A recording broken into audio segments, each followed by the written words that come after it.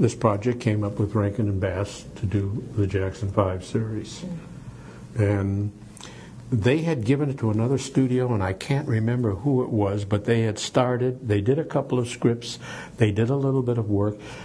All the characters, everything Jack Davis had done, and that's one of the things I'll send you, because I have got the original drawings of Jack Davis's drawings of the characters, the Jackson Five and Diana Ross. Oh, really? So I'll get some photocopies of those, and I'll send them to you. I mean, that's great. It'd be nice for you to have that. And so they called me, and they said, would I be willing to direct the series? And that's how, part of the trajectory of how I got to do the Jackson 5. So you said Bass, Rankin? Rankin, Jules Bass and Arthur Rankin. They contacted you to work on the project? They didn't contact me. Hallison Batchelor contacted me because I was known more in England, and the people that were working in the English studios knew me. But Rankin and Bass had done lots of, they were one of the big groups of people who did TV series. So, of course, I became very good friends with them, and was supposed to do some other things with them, which I didn't. I was supposed to do the Osmond brothers afterwards. But so I went there, and I saw what the problem was. It was a huge problem.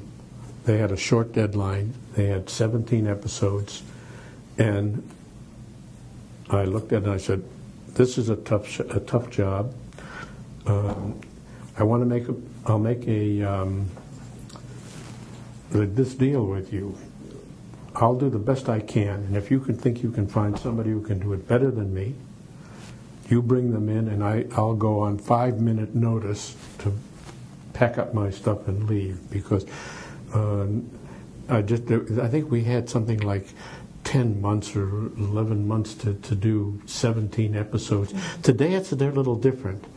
At that time, I hadn't had that much experience in terms of this mass production of quantity. I'd been always working on quality things, but I certainly wasn't going to do and not give the quality to this Jackson 5 thing. And when I came in there and saw what they had, this was also, I think the thing, I just said to them, look, this is the first black group that's going to be on television. It's going into all these homes, all of these kids, young kids. This is a really, really important project. And look at these scripts here. They were dumb scripts, hitting people, stuff like that. It was just, I said, if we're going to do this, that we have to make this so that they solve the problems with intelligence and with music, and in other words, to give it a positive moral aspect. And that is the thing I'm most proud of, that I was able to influence that, change all the scripts, and I think they came out. Have you seen them all of the episodes? Oh, I can't even begin to tell you how. I mean, I'm not going to sit here and say that a cartoon changed my life, but I was such a huge Jackson 5 fan, and such a huge Michael Jackson. And those cartoons, I mean, I remember them like they were yesterday. Yes, well, I am really pleased, because my attitude was, it's going in to homes, if I can just influence 50, 100, 200 kids that go on and do something great.